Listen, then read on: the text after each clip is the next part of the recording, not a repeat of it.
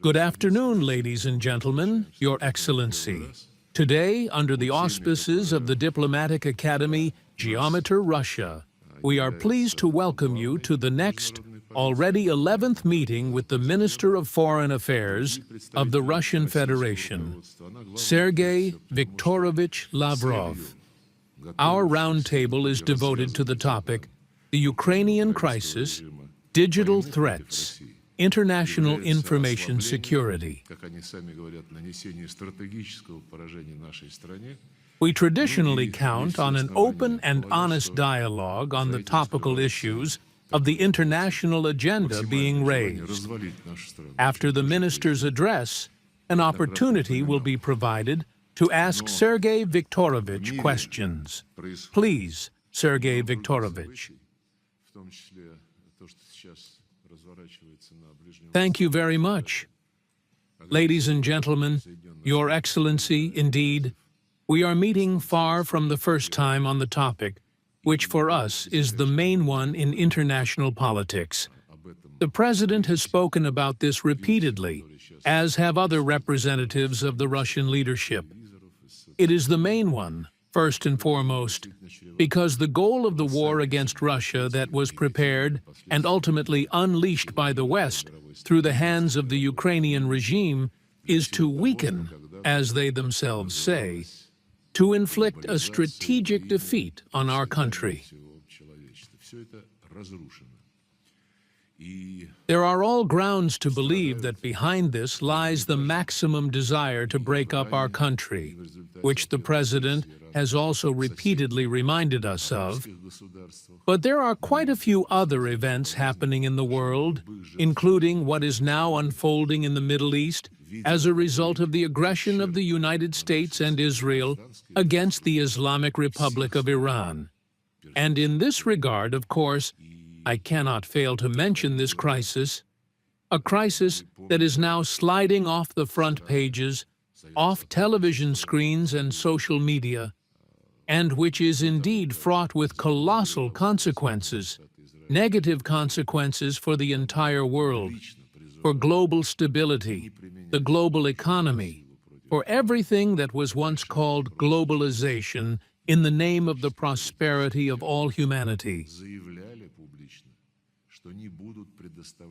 All of this has been destroyed, and civilians are suffering, both in Iran and as a result of Iran's retaliatory actions in neighboring Arab states. We express our condolences regarding any civilian casualties. We see what damage is being inflicted on the civilian infrastructure of all the countries of the Persian Gulf. And, frankly speaking, we remember how the countries of the Gulf Cooperation Council, long before the United States and Israel began their campaign, publicly called for not using armed force against Iran, for resolving issues through diplomatic and political dialogue, publicly declared that they would not provide their territory or their airspace in the interests of unleashing a war against the Islamic Republic of Iran. They also said publicly, officially, that they would not give consent to the use of foreign military bases located on their territory to participate in this aggression. And yet they too were drawn into this war.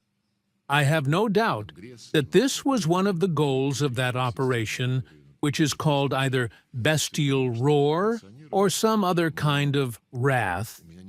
I don't remember, because the goals are now being debated by many, including in the United States.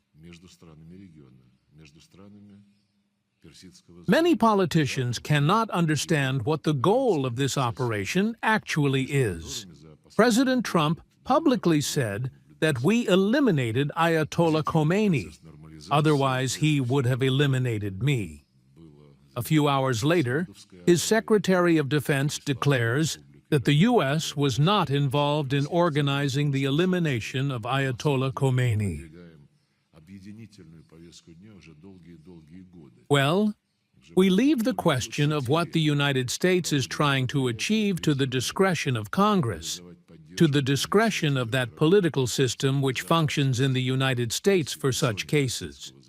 But I have no doubt, I want to return to this once more, that one of the goals was to drive a wedge between the countries of the region, between the countries of the Persian Gulf, Iran, and its Arab neighbors,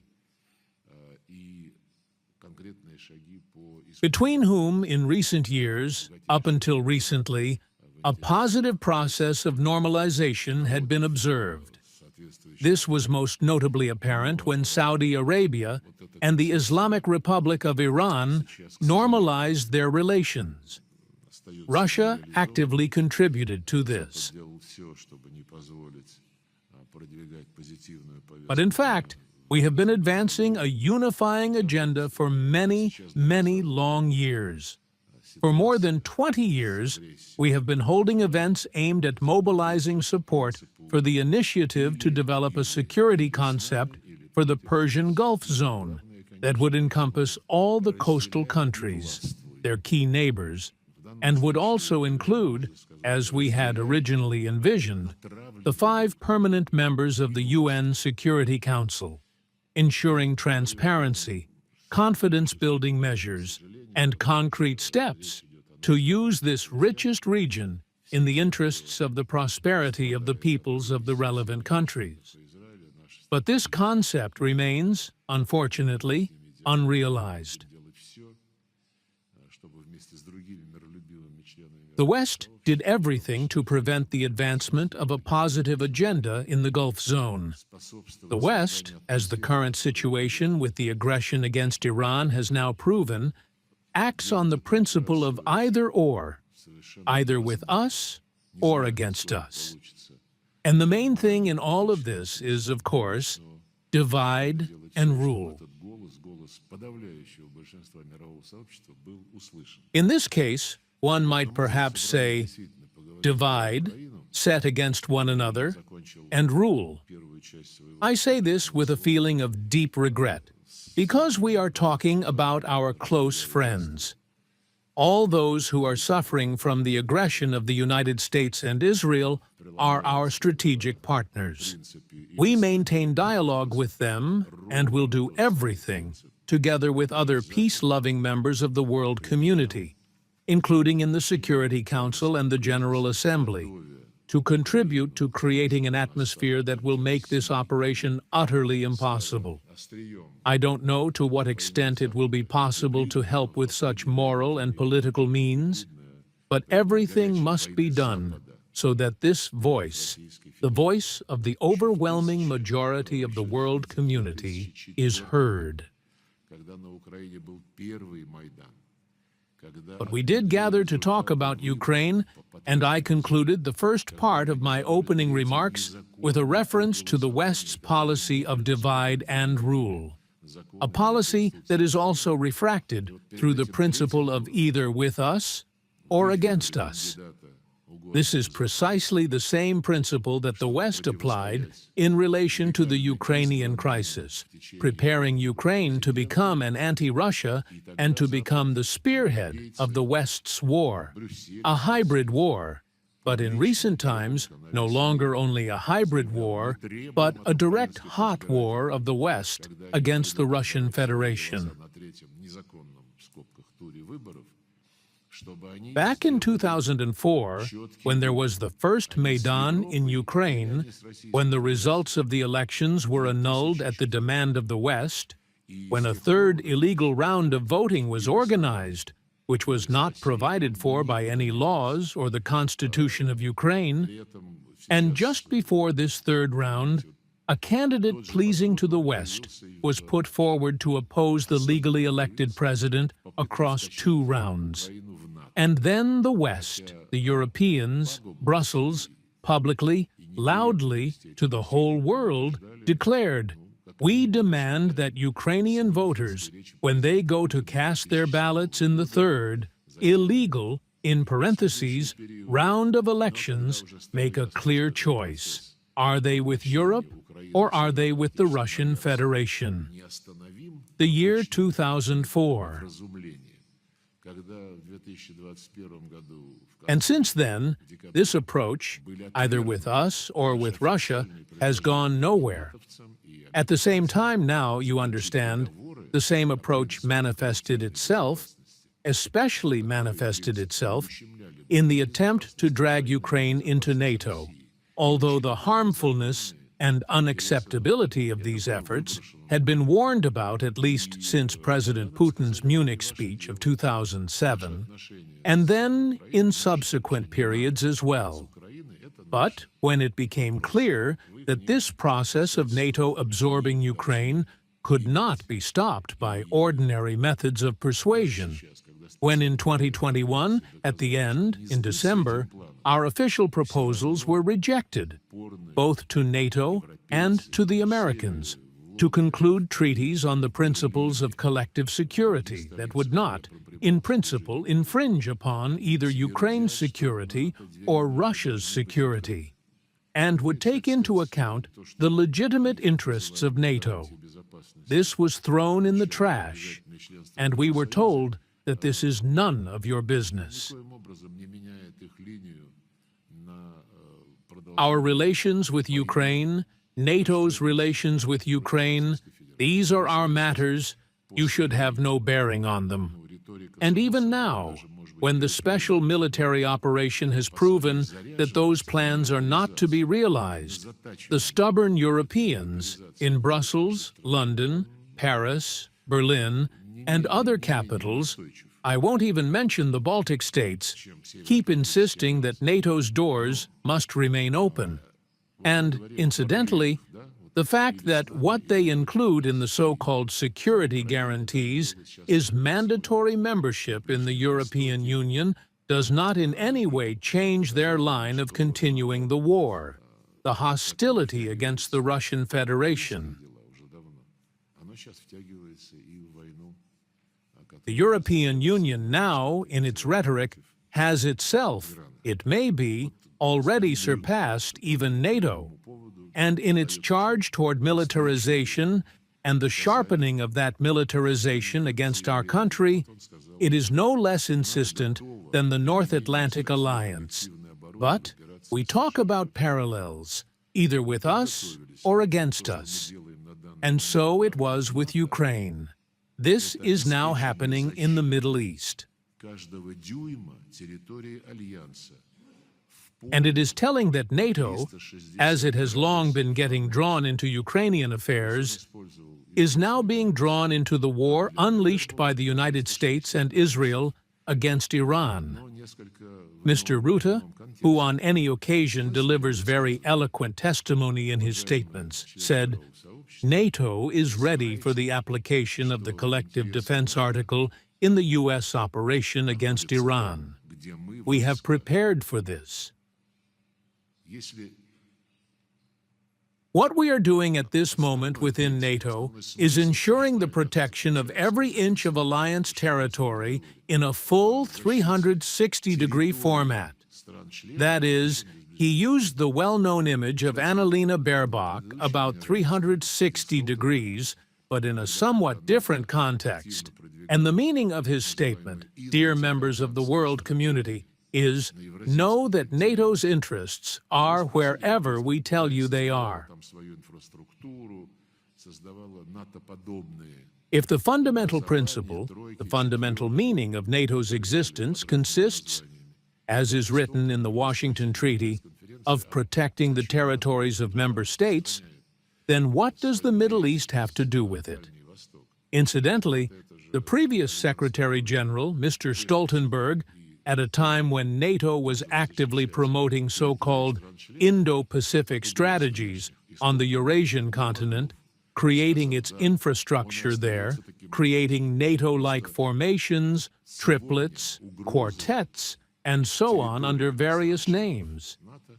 At some point, Stoltenberg was asked at a press conference, why is NATO spreading its activities there, to the Far East?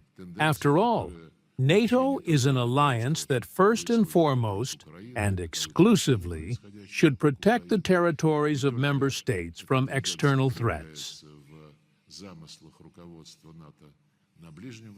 And Stoltenberg, without batting an eye, said, yes, it remains such an alliance. It's just that today, threats to the territories of NATO member states also originate from Southeast Asia, from the South China Sea, from the Taiwan Strait, and so on. That is yet another trend, which is common not only to what is happening around Ukraine, and what are the causes of what is happening around Ukraine? Not only does this trend manifest itself in the designs of NATO leadership in the Middle East, it has long since established itself in NATO's approach to issues that are completely far from NATO. And it is no accident. They don't hide this either.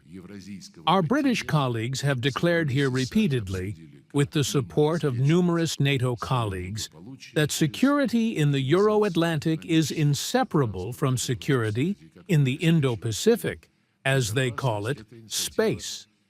And it is no accident, just parenthetically, that President Putin's initiative for all countries and associations of the Eurasian continent to gather and discuss among themselves how to ensure their well-being through the optimization of economic, transport, and other ties, how to ensure their security.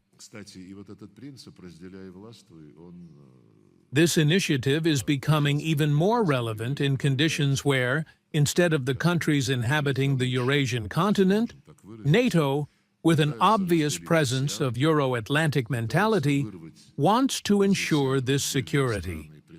That is why, incidentally, this principle of divide and rule in the Asia-Pacific region is manifesting itself as well as it possibly could, so to speak. They are trying to divide the ocean, trying to tear individual countries out of the ocean and attach them to military bloc structures being created there, trying to undermine the ocean-centric nature of approaches to universal, inclusive structures that the ocean had been creating for long decades, which served in the development of positive recommendations. So we have many trends that manifest themselves in the most varied circumstances, in the most varied geographic spaces, including, as I have already said, in Ukraine, in the Middle East, and in the Far East. There is something else in common, and much is being said about this now by Russian political scientists, and that is negotiations. Negotiations, judging by the comments that were made at the time, were going quite successfully between the USA and Venezuela. You know how that ended. Negotiations between the United States and Iran had been established long ago and were, judging by the comments of the participants, quite close to success as recently as last June, when in the midst of negotiations, literally on the eve of the next scheduled round, a 12-day war was unleashed, the first act of aggression against the Islamic Republic of Iran. The same thing has happened now. Last Friday, the parties left Geneva making very positive, optimistic comments. I spoke with my friend Badr al-Busaidi, the Sultan of Oman's minister who was the mediator in these negotiations. He confirmed to me that the American and Iranian delegations parted on a positive note, and that substantive agreement was very real. It was necessary, of course, to continue, but instead, the negotiations were interrupted.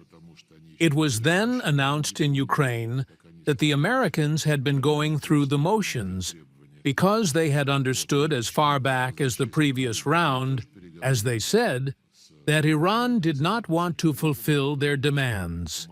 Why do I bring this up? Returning to Ukraine, we too are conducting negotiations with our American colleagues who are helping in the dialogue with Ukraine. Several trilateral rounds have taken place quite recently. In Abu Dhabi, for which we are sincerely grateful to our Emirati friends, and in Geneva. We currently see no grounds to suspect that these negotiations are also a smokescreen. We do not, since we are in direct contact with our American colleagues. But those of our political scientists, analysts, political figures, members of parliament who by definition do not participate in a closed process, are beginning to draw parallels and ask questions about how these negotiations might end. They speak of the spirit of anchorage having been destroyed by the actions of the United States. I have already expressed my views on this topic. The spirit of anchorage was far from the most important thing. Spirit is an atmosphere. It was collegial, mutually respectful, constructive, but spirit evaporates. The main achievement of anchorage was not the spirit. We know how well our Western colleagues can create atmosphere, can create spirit. But spirit, I will say again, evaporates.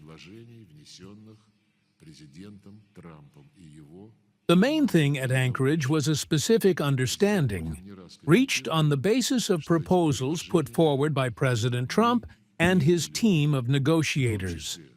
President Putin has commented more than once that we accepted these proposals, including those aspects of these proposals that for us already represent a serious compromise.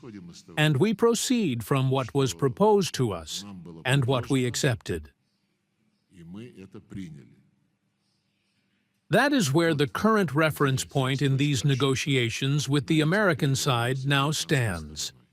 As for the fact that over the 7 months, the 8th, I think, has already begun, or will begin soon, that have passed since Anchorage, the Ukrainians and Europeans have made and continue to make every effort to rewrite the Anchorage understanding. This we see perfectly well.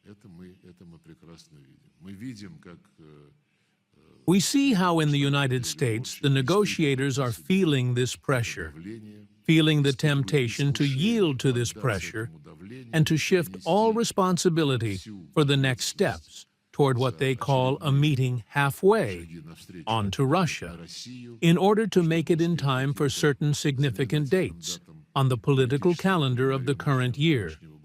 That too is a fact. But we, for our part, we remain faithful to those understandings that were clearly reached on the proposal of the United States in Alaska. You know, we had planned today to discuss the Ukrainian crisis through the lens of digital threats and international information security.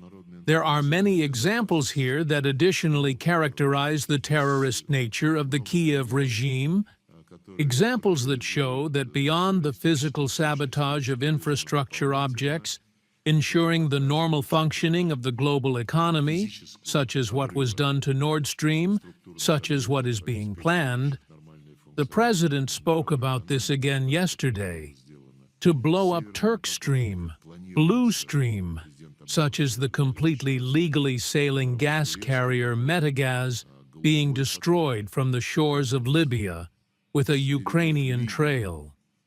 By and large, they don't even try to hide it. But beyond the destruction of physical infrastructure, Ukrainian terrorists are actively involved in the sphere of information security as well, engaging in cyber terrorism and targeting civilian objects such as banks, power stations, and transportation systems. And, of course, the Kiev regime directly controls hundreds of so-called call centers that terrorize Russians, but do not limit themselves to our territory, and are actively operating in Europe as well. At the same time, it is a well-known fact that back under the Biden administration, the USA deployed entire units of U.S. Cyber Command and National Security Agency personnel in Ukraine. Representatives of British Special Services were sent there to coordinate computer attacks against Russia. The West, meanwhile, provided the necessary financing, supplied equipment, and trained Ukrainian hackers. According to our reliable information, this infrastructure, which the Anglo-Saxons created, the specialists, instructors, military personnel from the USA and Britain, is still present in Ukraine and continues to engage in this criminal activity. Let us not forget that back in 2023, several NATO countries, EU countries, and the World Bank created the so-called Talon mechanism, through which €250 million was raised for the needs of the Kyiv regime's hackers. And Kyiv was connected to the work of NATO's main cyber training ground, located in Estonia, the so-called Talon Center for Cyber Defense. Leading American corporations are actively facilitating this work. Google, Microsoft, Amazon, SpaceX, and others. All of them continue to provide assistance to the Zelensky regime to this day. Among the corporations, Starlink, Elon Musk publicly said that he continues to provide assistance to the Ukrainians in the war against Russia. And telephone fraud, a huge number of examples of Europeans suffering from it. All of this strengthens our resolve to fight against these destructive manifestations. Of course, the Ukrainians are not alone in this. These phenomena are universal in character, which is why, for a long time, persistently and consistently, together with our allies and like-minded partners, we have been advocating for the development of uniform rules for states in this sphere. And we are gratified that on Russia's initiative, in October of last year in Hanoi, the first ever universal treaty in the sphere of combating cybercrime was signed, the UN Convention Against Cybercrime.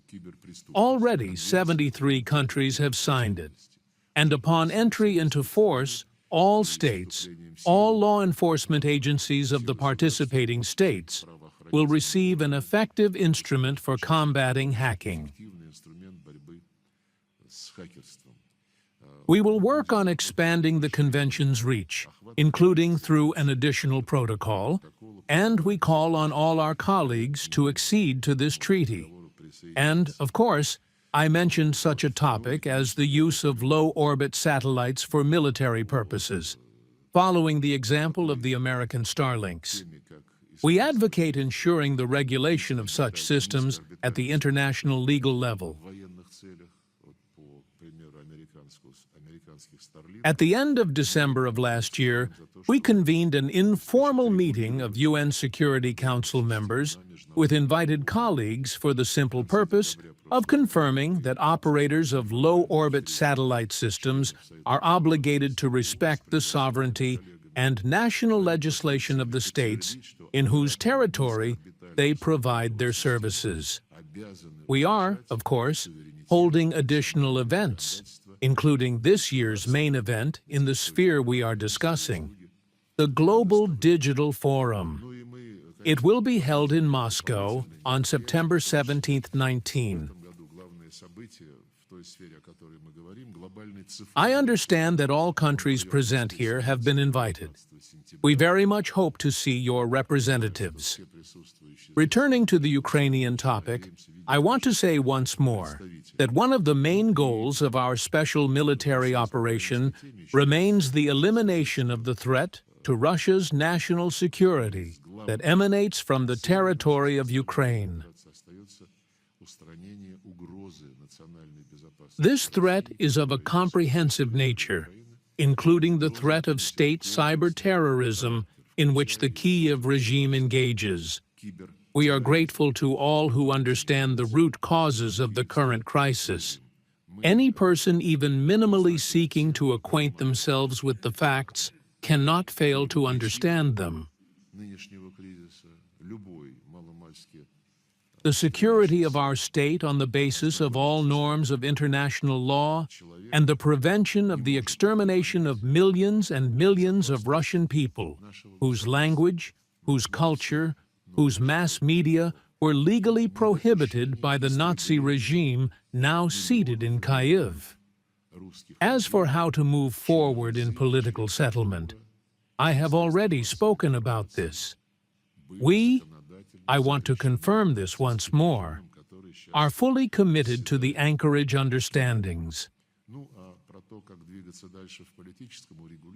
Our American colleagues know well what is being referred to, since these were their proposals, and we remain on this position, hoping that no one will knock our American colleagues off this true path either.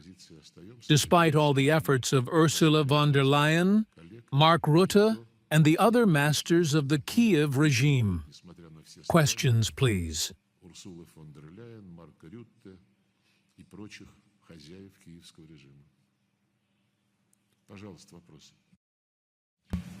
Будьте добры, вопросы, уважаемые коллеги. Bahrain. Good morning, Your Excellency. On behalf of Arab ambassadors in Moscow, I would like to thank Your Excellency for having us today. And also on behalf of Arabian Gulf ambassadors, GCC, also we would like to thank you and appreciate the telephone call conducted by Mr. President to our leaders. Your Excellency, our country is now in Arabian Gulf is facing every moment aggression from Iranian missiles to our civilian places, and so many people have been killed during last week. And we know you have a special and strategic relation with Iran. That's why we are looking forward that Russia can play a bigger role and maybe put some pressure on Iran to stop their aggression against our countries. Because as you mentioned, and everybody knows that our countries are not part of this war, and we announced from the day one that we are not playing any role against Iran. So please, I would like to convey a message from our countries that Russia should have a stronger stand in this manner, and to condemn the aggression against our country, because also we have a very strategic relation with Russia, and we want you to put more pressure on Iran to stop this aggression immediately, as this will not help to end this conflict in the region. Thank you, Your Excellency. I'll immediately ask you about this. The group of Arab states on whose behalf you are speaking. Indeed, you warned many of the Arab monarchies, publicly stated that the matter should not be driven toward a military solution, and that they would not permit the use of their airspace, as I already mentioned. But when everything began, contrary to your repeated appeals addressed to the United States and Israel, you condemned what the United States and Israel began doing, and, let us say, condemned the deaths of 170 girls in a school. I believe we must take a unified position. We are against the Gulf states, on whose behalf you speak, suffering. We believe this gives our Iranian colleagues no military advantage whatsoever. Politically, it is highly questionable that Iran gains anything from this. Quite the contrary, in fact. But we also cannot accept the logic according to which Iran's actions are unacceptable, while everything the USA and Israel do is not subject to discussion. You understand what I mean? It is an obvious thing. It lies on the surface. We stand for an immediate cessation of the aggression, and we will be sincerely grateful to both the Gulf Cooperation Council and all the countries represented here if you add your voice to this. Because the cause of everything that is happening, one can speak of the fact that Iran responded not as everyone expected. I agree with that. But when a country in the middle of negotiations is subjected to aggression, treacherous aggression, having agreed to continue negotiations, I have already mentioned that I spoke with the Foreign Minister of Oman, Badr al-Busaidi. He is simply in shock that everything turned out this way at the moment when, in his assessment, solutions had been found. Therefore, yes, we are in solidarity with all the Gulf states that are suffering from what is happening. We call for standing as a united front for the cessation of this entire war. Because simply saying Iran has no right to do anything means that you are, in effect, openly encouraging the United States and Israel to continue. This is illogical. Let us all together stand for the cessation of all combat operations, beginning with a full moratorium on strikes that lead to casualties among the civilian population and to the destruction of civilian infrastructure. As is happening in many Arab countries, we observe how the global economy is being deprived, at least for some extended period, of one of the main engines of its development. How oil refineries are being destroyed. All of this is terrible. I heard, incidentally, that your countries, I believe even Bahrain, now want to introduce a resolution in the UN Security Council along the lines of what you said, to condemn Iran's aggression without saying a single word about the actions of the USA and the actions of Israel. This will probably only drive a wedge. I am certain that the Americans will, of course, not jump at this initiative. It fully corresponds to their logic, which consists in the fact that this regime, a regime that has no right to exist, must be finished off. Last year, the Americans introduced a resolution in the Security Council on Ukraine that simply called for the conflict to be ended as soon as possible. There were some additional elements as well. That was the meaning of that resolution. Let us adopt the same kind of resolution in the Security Council. We would only be in favor. I think it would be the fair thing to do. Спасибо. Йемен, пожалуйста.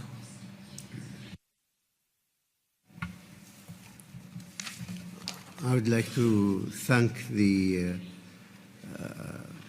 MGIMO and the Diplomatic Institute for the excellent organization of this important meeting, and thanks to Honorable Minister Lavrov for the information important which we got today. Honorable Minister, you stressed the challenges of the escalation in the Gulf region going on now, and thanks to your solidarity words and condolence, because victims were in many of our Arab countries on the Gulf also, and we appreciate such sympathy with the victims. Honorable Minister, you have also referred to the Russian concept on the Gulf security, which was an initiative for several years ago, and recently also in the last few years it was developed further in a very comprehensive way of not only related to military buildup in the Gulf, but also energy security and other levels of security. I would appreciate your Honorable Minister if you can highlight more on this and how much there is possibility to come back to such concept to develop further on any peace efforts. Thank you very much. You are absolutely right. This has already been discussed for many years. We have been holding so-called second-track events in the expectation that this would help prepare for official intergovernmental contacts as well, at least starting from the expert level. But through our scientific institutes, several events have taken place, including recently. I ask my colleagues, since such interest is evident, and now the relevance of this topic is probably growing, we will circulate materials that reflect the essence of our proposal, and possible additional materials that show how those who participated in these academic conferences respond to our proposals. But the essence is very simple. Even, I don't feel like mentioning the Organization for Security and Cooperation in Europe right now. It is already becoming something of a swear word in certain political science circles. But at that time, the meaning was approximately the same as at the beginning of the Helsinki process. To gather, to discuss what problems exist, each participating country would set out the threats as it sees them or the risks to its security, and then begin with agreements on transparency, say, of military activity, on transparency, and possibly limiting the number of exercises that each country on the shores of the Gulf would conduct, mutual visits by military personnel, mutual projects in the economic and trade sphere, something along those lines. I will repeat once more. We will circulate detailed materials. Unfortunately, we are far from that now, because if, as our American colleagues, well, Israel even more so, publicly declare that this regime is illegitimate, this is their condemnation, which is directly contrary to the opinion of all members of the United Nations. The government of the Islamic Republic of Iran is a full member of the UN, and all of its rights must be respected, including the right to organize its own life, so that no one decides for the Iranian people. Now some American politicians are saying, well, we have already killed nearly 50 people there, so there is no one left who could just step up and lead the country right away. Therefore, let the Iranian people decide. Well, this is not even worth commenting on. They are trying to decide for the Iranian people. Therefore, I very much hope that the bloodshed will end, and that it will end not with the preservation of this approach, which essentially amounts to the position that the Iranian government and the Iranian system of state organization has no right to exist. Who gave such a right to whom? But is there nonetheless a small chance that this will end with the recognition of the futility of such adventures in the future and the recognition of the inevitability of arriving at agreements that will be stable, that will be mutually respectful, based on the principle of the indivisibility of security? Well, there is always a chance. At this stage, it is minuscule, but we do not abandon our efforts to advance this concept. As we say in Russia, water wears away stone.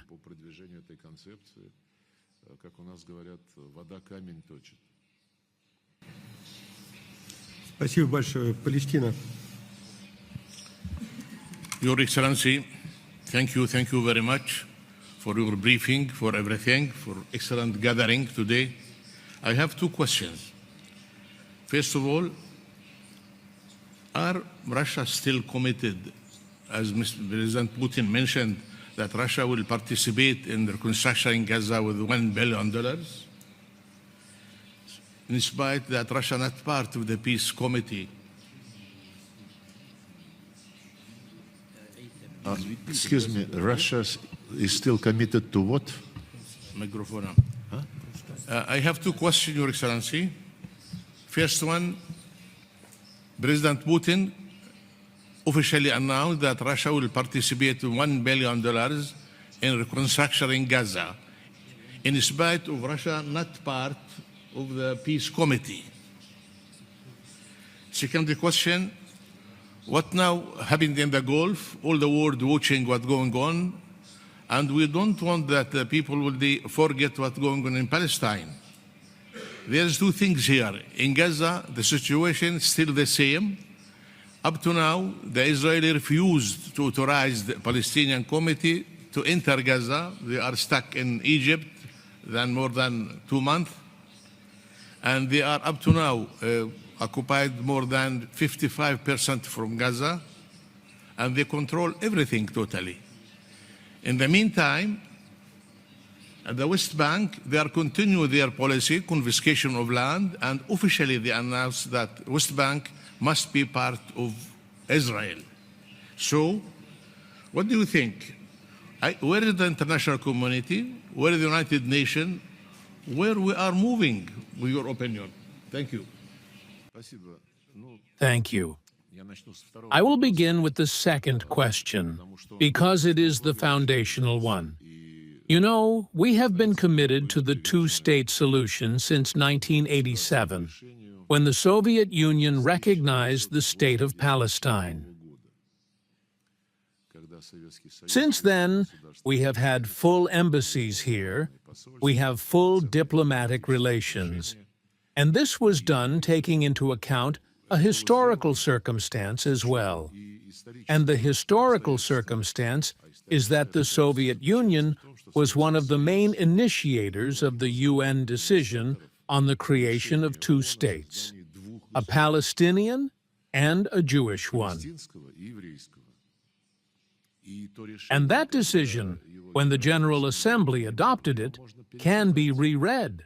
And from it, it follows very clearly that it was interconnected, but only the State of Israel came into being, which the Soviet Union immediately recognized.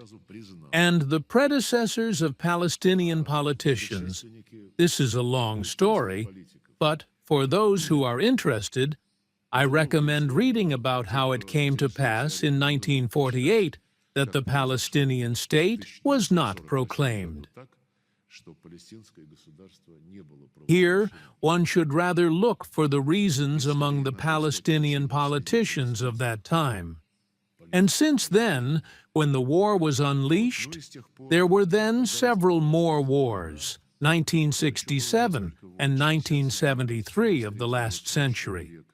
And each time the area controlled by the Palestinian National Authority shrank.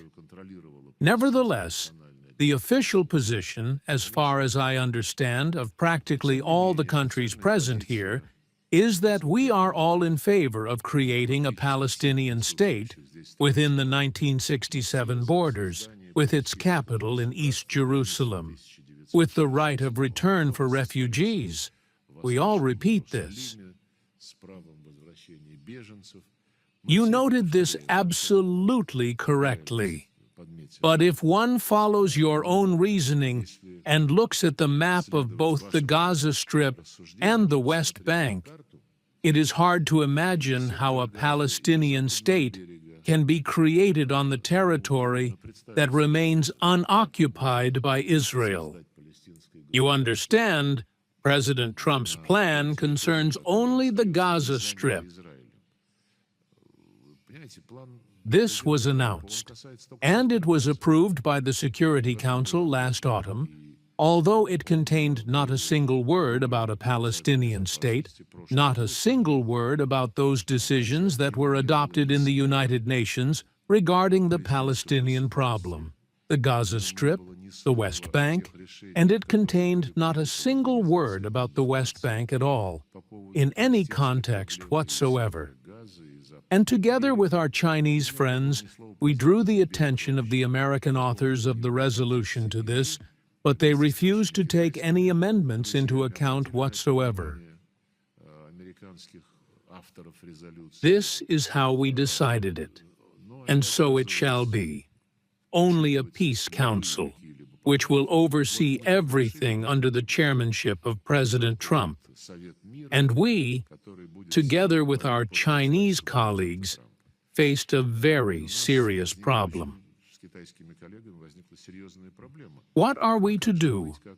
How to approve a matter, or rather, a resolution on a matter that has been at the center of the UN's attention for decades, without even mentioning the position of the United Nations organization itself?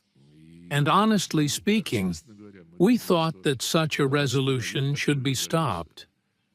But our Palestinian friends, and practically all the Arab delegations in New York, very much asked us not to block this resolution. In the end, the People's Republic of China, and we abstained in the vote. But our official position is, of course, that there must be a Palestinian state.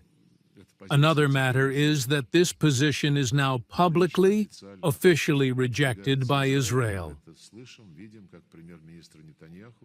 We hear this. We see how Prime Minister Netanyahu says there will be no Palestinian state. We see how new settlements on the West Bank were approved, an unprecedented number of settlements that essentially destroy the connection with East Jerusalem. We hear how Israeli officials speak of the fact that 2 or 3 municipalities will be sufficient for Palestinians on the West Bank. I do not want to create the impression that we are always right while someone else is constantly making mistakes. But we recognized the Palestinian state in 1987, and at that time, I assure you, had all the other states, or at least the majority of them, taken the same position, it would not have been a fantasy. Both East Jerusalem and much else that underlies the regulation whose principles were approved by the UN General Assembly and the UN Security Council. But then, in June of last year, I heard President Macron suddenly say that we are concerned about what is happening in the Gaza Strip, and that in 3 months at the UN General Assembly, we will recognize Palestine. Well, firstly, why was such a decision not taken during all these long decades? And secondly, if you decided in June that you will recognize it, why wait until September? And I will tell you why wait. They were hoping that by September, the issue would disappear and there would be nothing left to recognize. And certain other Western countries acted in the same way. Therefore, we supported Donald Trump's plan, primarily because it provided for a cessation of violence on both sides and was acceptable to both sides. And in fact, the number of civilian casualties dropped sharply, but did not disappear entirely. And violations continue. We see violations of those principles on which Israel committed to withdrawing from the Gaza Strip, as is indeed currently happening in southern Lebanon as well, where there were also agreements that are not being observed. It is announced that Hamas must be destroyed in practically all its manifestations, which diverges somewhat from the principle of Trump's plan regarding the disarmament of Hamas. The disarmament process itself is being interpreted in a very specific way. We see many steps that seem, sort of quietly and gradually, to justify steps that are contrary to the goals proclaimed in Trump's plan. But we remain committed to returning Gaza to the Palestinians, to rebuilding Gaza, and the $1 billion, the release of which from our reserves frozen in the USA, President Putin announced, we are specifically, and we have notified the Americans of this by note, directing toward resolving housing issues, social facilities, the restoration of civilian infrastructure, toward resolving all those issues that will allow Palestinians to return. We did not ask for these funds to be used for other purposes. Well, incidentally, following our official note sent after President Putin's announcement, we have sent an official note to our American colleagues. There is still no response. We have reminded them a couple of times, but they do not react. We only hear, though already now, I think, no one speaks of a Middle Eastern Riviera anymore. But there is some vague talk that, yes, it needs to be rebuilt, but perhaps it would be better to make some kind of resort there. It seems to me that this would be disrespectful to the Palestinians. They are trying to resettle them practically all over the world, from Indonesia to Somalia. It is for the Palestinians to decide, but no one can undermine or contest their right to their own land. This is absolutely so. But already in practical terms, some billions were announced at a meeting that took place not long ago. 10 or 15 billion was announced in various figures. But the fact that the Gaza Strip needs to be rebuilt, and rebuilt in such a way that the right of Palestinians to return is guaranteed, I have not the slightest doubt about that. Now, with regard to Palestinian refugees, no one speaks anymore about the fact that they always had the right of return, and if the indigenous inhabitants of the Gaza Strip are now deprived of the right of return, well, that will of course be a shame and a disgrace for the United Nations and for any other structures that are being created in parallel with the UN to address the problems of Gaza, and for Russia and for Palestine as a whole. Спасибо большое. Есть вопрос от Лиги арабских государств. Пожалуйста.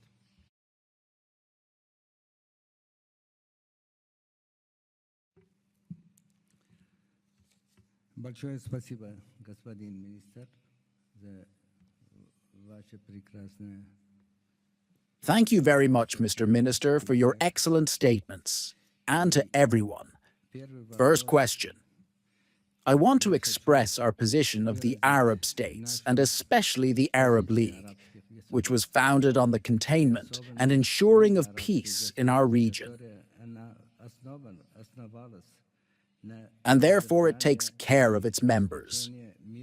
Arab states that are not members of the Arab League, and we had a statement that discussed and condemned Iranian actions against Arab states, because this is a very concerning matter. And we also called upon all states, and call upon you as well, to play a greater role and take action in stopping this insane war against not only Arab states, not only against Iran, but against the entire world. And this surrounds world peace and security across the whole world so that it does not turn into a third world war. That is the first question. And we place our hopes in you as a trusted friend of all Arab states. As you are members of the Security Council, you have good relations with Iran, with And we place our hopes in you as a trusted friend of all Arab states. As you are members of the Security Council, you have good relations with Iran, with Arab countries, and with the USA. Arab countries and with the USA. Therefore, we once again call upon you to take action, and jointly, possibly together with Oman, which has played and continues to play a major role in this effort, perhaps to turn this matter to the negotiating table. And my second question concerns the negotiations with Ukraine. I have not heard very much about the negotiations right now, but I want to hear from you how you assess the latest negotiations that are ongoing and will continue with Ukraine, but of 3 countries jointly with the USA. And especially now, there is talk in the press, in newspapers, on the internet about a dirty bomb that the West wants to give to Ukraine. And does this affect the negotiations with your country? Thank you very much, and I apologize for going on so long. Thank you. Как вы оцениваете последние переговоры, которые идет и будет с Украиной, но 3 стран совместно с США? И особенно сейчас идет в это время в прессах, в газетах, в интернете грязная бомба, которые хотят Запад отдать Украине. И влияет ли это на переговоры с вашей стороны? Большое спасибо и извините, что я долго. Спасибо. Thank you. To the first question, I can only repeat what I said in response to the statement of the distinguished ambassador of Bahrain. You are calling on us to stop this, taking into account our relations with Iran, with the Arabs, with the United States. But my answer is, we want to stop it, but let us do this together. To do so, it will be necessary not simply to say that Iran must stop. For that, it will be necessary to assess the entire picture.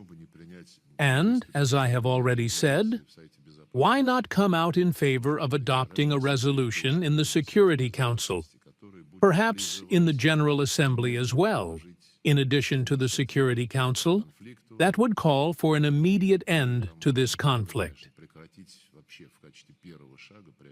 One could mention there, as a first step, as a priority, the cessation of actions that cause harm to civilians and civilian infrastructure.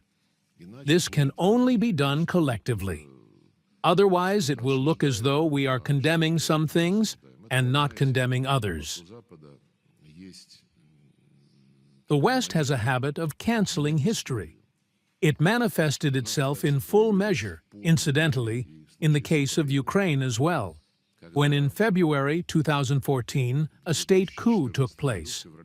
Moreover, the coup took place the morning after Germany, France and Poland had acted as guarantors of an agreement on a settlement between the president and the opposition. The essence of the agreement was the holding of early presidential elections, and everyone calmed down. But the morning after, the opposition tore up these agreements. France, Germany, and Poland swallowed all of this, and a Nazi regime came to power. Its very first announcement was to eliminate the status of the Russian language. Its second action was to send armed militants to storm the Parliament of Crimea, which refused to recognize the legitimacy of this bloody coup. And Crimea then, with the help of our servicemen, we always had a naval base in Crimea. Crimea held a referendum and reunited with Russia. The West raised a clamor, an outcry. And from then on, for long years, when we were still talking with them, they would say, "You annexed Crimea, and thereby you started the Ukrainian crisis and this whole war." we say, but what about the coup? Because Crimea voted in a referendum to join Russia as a result of the coup, in protest against the coup. No, no, you annexed it. History is being cancelled. History that is of the most fundamental importance for understanding the root causes of one or another situation. In exactly the same way here, well, we probably cannot cancel June of last year, when in the middle of negotiations the first act of aggression against Iran took place. When, incidentally, it was announced, President Trump announced afterward, that all nuclear facilities had been destroyed. And here, incidentally, I will mention in parentheses that we do not quite understand the role of the IAEA and its secretariat, because never, not once, nowhere, not in a single IAEA report, was there even a hint of suspicion that Iran might have a nuclear bomb. Yes, there were facts about it having a large quantity of enriched uranium, moreover, enriched to a higher level than necessary for energy production. But no one mentions that Iran only began to ramp up enrichment when the United States, in 2017, I believe, withdrew from the agreement on regulating the Iranian nuclear program. While the agreement was in force, it had been approved unanimously by the Security Council, Iran strictly observed all the restrictions that had been imposed there. But as soon as the USA withdrew from this agreement, and Europe cowardly said nothing, and did not even express any kind of protest, Iran also waited and waited. And then, as a reaction, in order to at least somehow stimulate the return of conscience in the Western colleagues who had with their own hands destroyed a Security Council decision, it began to ramp up enrichment. This, of course, did not add to peacefulness, but nevertheless, it was justified. And when Iran's actions began to be condemned, this was again an attempt to cancel history. To cancel that part which concerned the complete withdrawal of the United States, without any explanation, from an agreement that imposed restrictions on Iran, restrictions that Iran had been scrupulously fulfilling.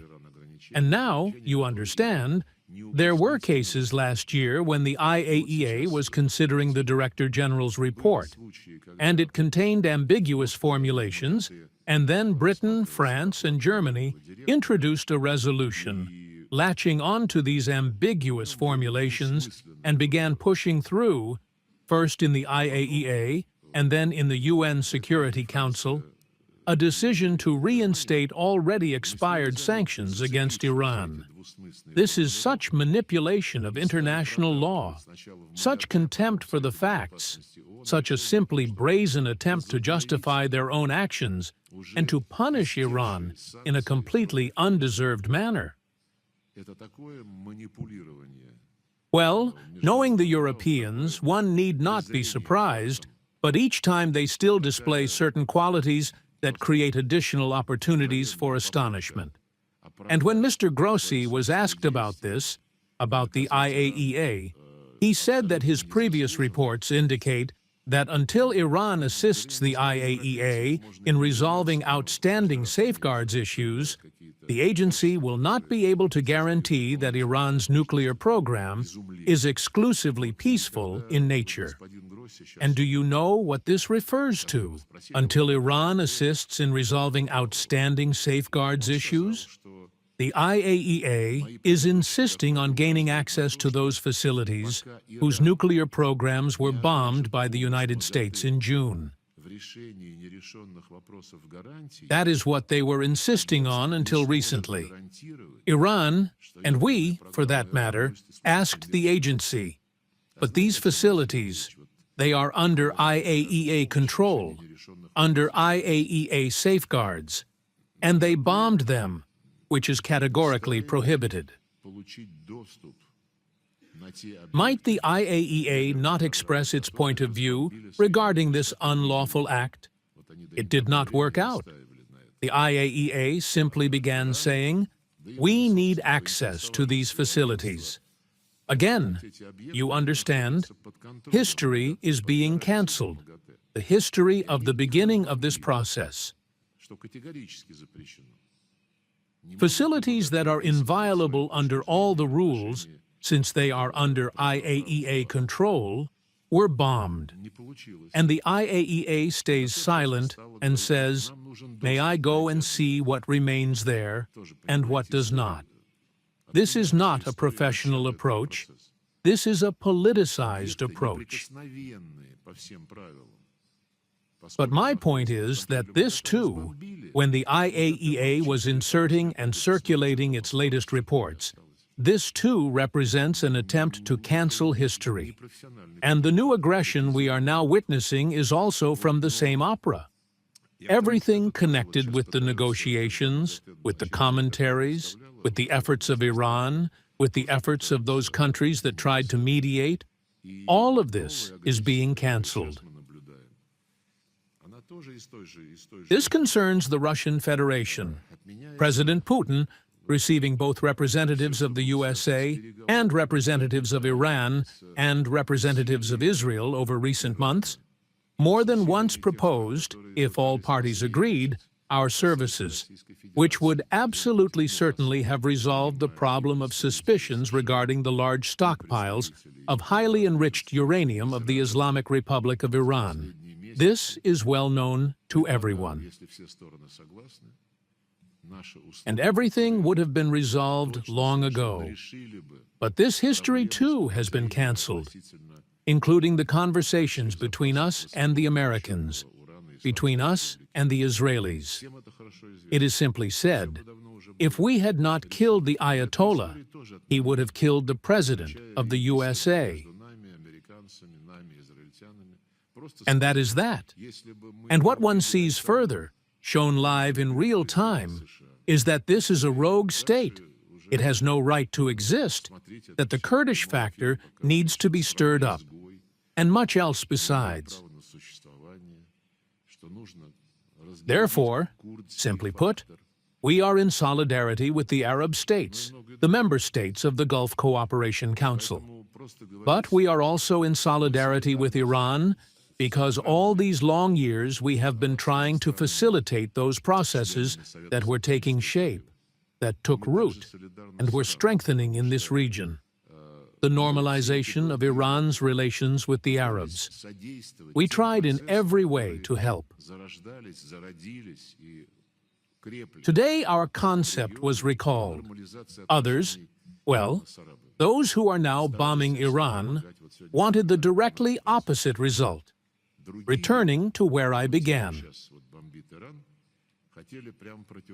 Divide and rule, set against one another, and then inflame passions so that those who found themselves the victims of such a policy of divide and rule would raise their voices and demand the condemnation of Iran in this particular case. Let us together raise our voices for all of this to stop. There must be a simple, not verbose, one-page Security Council resolution on Iran. We are ready to prepare such a draft in New York with our friends and for our friends, and to see what the reaction will be. Спасибо большое. Иран.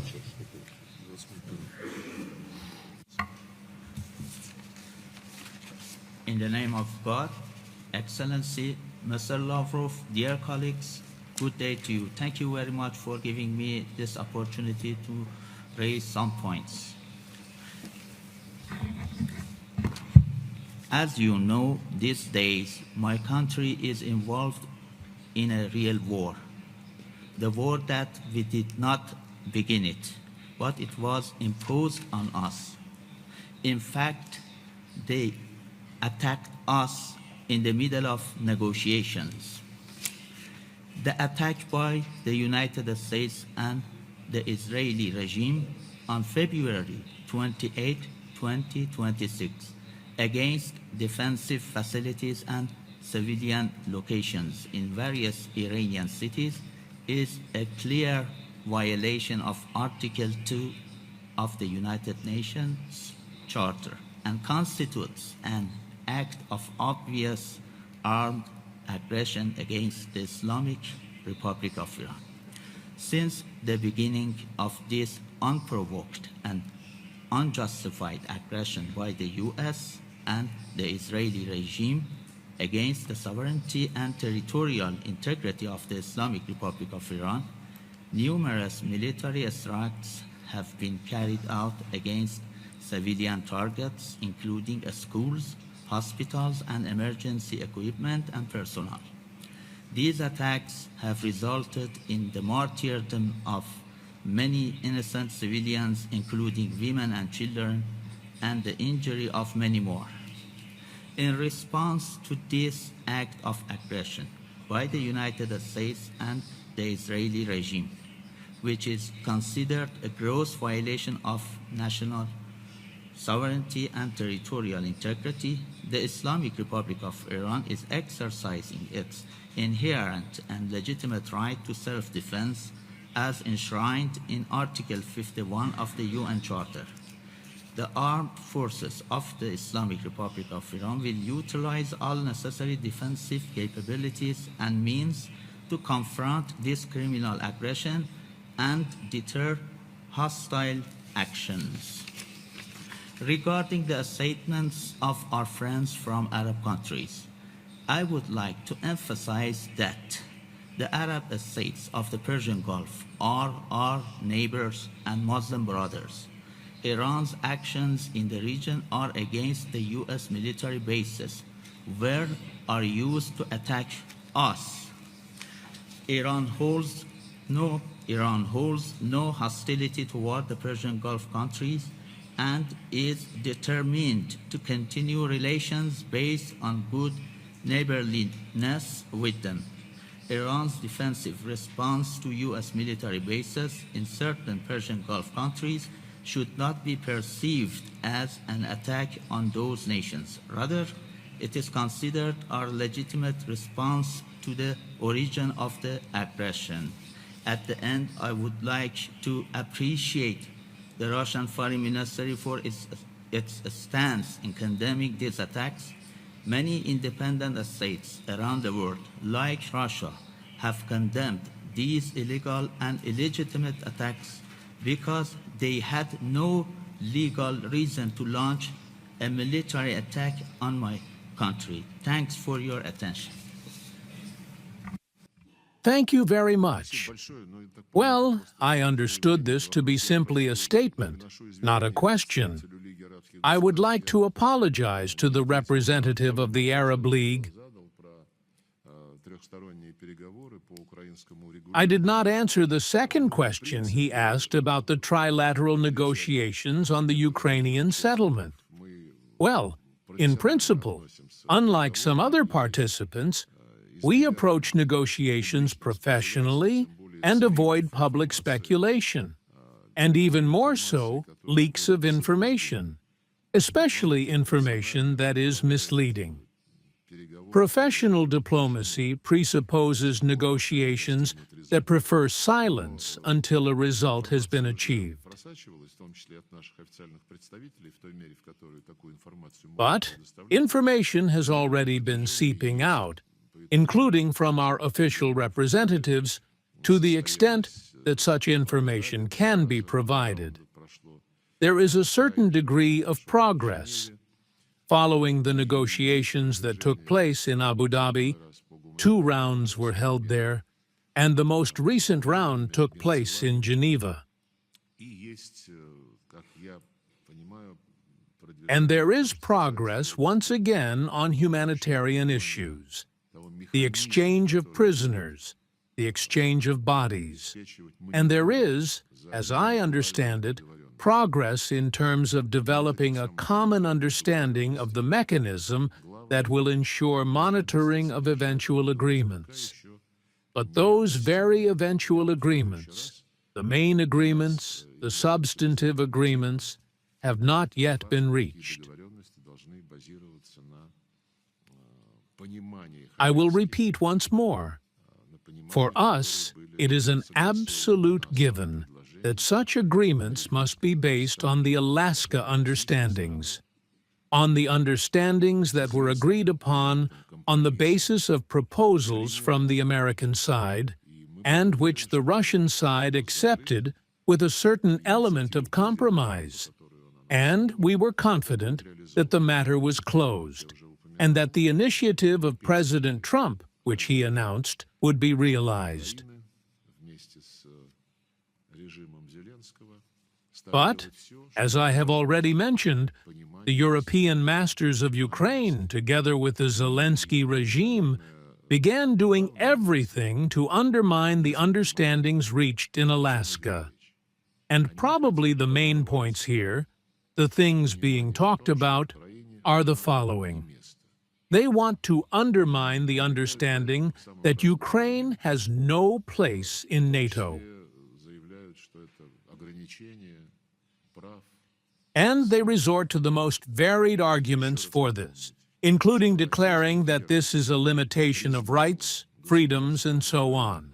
I want to remind once more that the Russian Federation recognized the state of Ukraine within the 1991 borders on the basis of the Declaration of State Sovereignty, which the Ukrainian leadership adopted, the Ukrainian Supreme Soviet adopted, before the dissolution of the Soviet Union. In this declaration, it was clearly written that Ukraine would be a non-bloc neutral, nuclear-free state. In this same declaration, linguistic, educational, and other rights were guaranteed to all national groups inhabiting Ukraine. It was in this capacity that the Russian Federation recognized the independence of Ukraine, and it was in this capacity that Ukraine retained its seat in the United Nations. And when you are told, well, let us resolve the territorial question, we will give you something, we will not give you something else, and we will not prohibit Ukraine from joining NATO. We will not demand that this regime repeal all the discriminatory Nazi laws banning the language, banning religion. Well, one can hardly call that a serious approach. Because, for example, we have just been discussing at length both the Iranian situation and the Palestinian situation. In Iran, you can freely speak Hebrew. You can go to a synagogue. No one prohibits this there. In Palestine, you can also speak Hebrew, as in all Arab countries. And in Israel, Arabic is very widely used, alongside Russian, incidentally. There is no other country in the world where a language is prohibited by law. And yet the language is banned in the spheres of education at all levels, culture, mass media, and so on. And the same goes for the canonical Ukrainian Orthodox Church. And we are told, don't worry about that for now, here are the territories. The territories, make us some compromise on territories somewhere. What compromise when the inhabitants? We are not talking about the land, we are talking about those people who voted on that land against remaining under the authority of a Nazi regime and for reunification with the Russian Federation. And when they say, well, the territory is settled now, everything has been resolved, only the territory remains. Zelensky declares at every corner that the issue of security guarantees for Ukraine has been agreed upon finally. That's it. We are ready to accept it already. The guarantees are supported by both the Europeans and the United States. We ask the United States, is this really so? Well, we have not yet received an answer. And the guarantees, as Zelensky describes them, consist in the fact that Ukraine, within whatever borders remain to this Nazi state, will be guaranteed security. That within the framework of these guarantees, it will be admitted to the European Union, which already takes anti-Russian positions even more aggressively than NATO, creates its own military units, infrastructure, armaments, in preparation for war with Russia. That within the framework of these guarantees, some contingent will be deployed on Ukrainian territory, in addition to those British, French, and other instructors who are already there in great numbers, and have been for a long time, directly participating, in effect, in the preparation of combat operations. And all of this is announced by various figures such as Rutte, von der Leyen, Macron. They may also tuck Ukraine under Macron's nuclear umbrella in his latest initiative, not the Cherbourg one, but the Macron one, which the current French leaders want to extend over all of Europe. We proceed from the fact that we have not merely not approved these guarantees, we have not even seen them. And everything that is being thrown into the public space on this topic reflects, among other things, complete disrespect for the negotiations that were, after all, initiated by the American side on its own initiative. The guarantees I am speaking of, you can all draw your own conclusions here, are aimed not at ensuring indivisible security, equal security in this part of the world and in Europe, but at continuing to prepare Ukraine to pump it with money and weapons, to deploy troops in Ukraine. All with the same goal of attempting once again to inflict a strategic defeat on Russia. This differs by 180 degrees from what was agreed in Istanbul 3 years ago, in March-April 2022, on the proposal of the Ukrainians themselves, where security guarantees were envisioned as collective, with the participation of all members of the UN Security Council, that is, including Russia and China, and where these guarantees would be provided on the basis of consensus. All of this has been crossed out. Therefore, it is difficult for me to speak about the prospects for further negotiations while we are only asking these questions of our American colleagues. And I hope that those principles that President Trump, together with President Putin, laid down in Alaska, that just as we do, our American colleagues also consider these principles to be fully preserved in their significance and relevance. We are ready for negotiations, but I will repeat once more. We observe how negotiations very often become a cover for not entirely friendly actions. Well, indeed, we see how the United States continues to provide intelligence data to the Ukrainian regime, continues to sell weapons to the Europeans, so that they then transfer it at their own expense to the Kiev regime. And if you simply look at the news of the past several months, you will see that sanctions against the Russian Federation are already far from being merely the legacy of Biden. More and more serious sanctions aimed at squeezing Russia out of global energy markets are being adopted by the Trump administration as well. And the goal of squeezing us out is stated directly.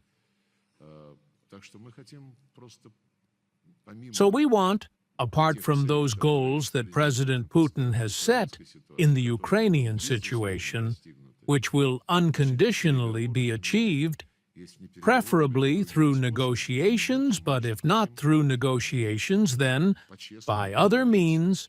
Apart from this, we also want to have an honest conversation in the Security Council, first and foremost in the format of the 5 permanent members, and in a broader format, about what kind of world we have found ourselves in. When the largest power by economic and other indicators declares that international law is already a thing of the past, that the only morality that exists is the one this power understands.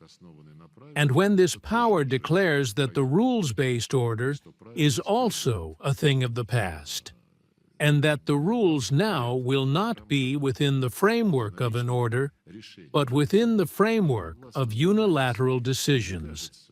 But all of this is being proclaimed loudly. And it seems to me that the allies of the United States within NATO would absolutely want to conduct some such discussion among themselves. But the question is far broader than the fate of the Golden Billion. There are other parts of the world as well, which some representatives of the Golden Billion call jungles, and which are quite well represented here. Therefore, the conversation about the world order, about the principles of the world order, it has, of course, become overdue. And I think that apart from the various political science conferences that are increasingly turning to this topic, the United Nations as well could think about trying to initiate and stimulate some such discussion. So far, the UN is occupied with various one-off statements, not always consistent statements, that react to individual manifestations of this current chaos by and large.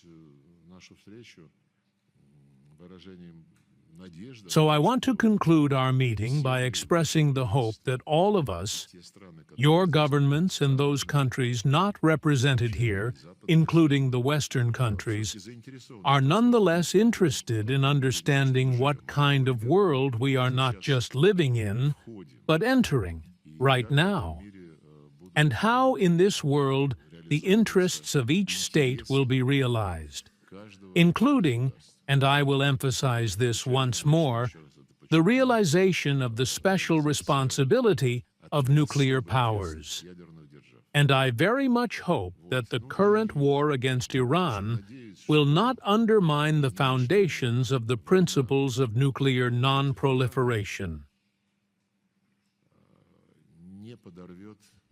This is already being said aloud, that the proclaimed goal is to deprive Iran of nuclear weapons.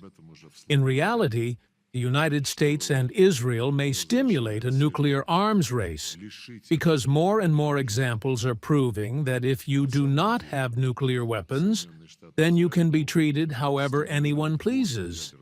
And we remember the relatively recent example of Muammar Gaddafi in Libya, who voluntarily renounced the development of nuclear weapons.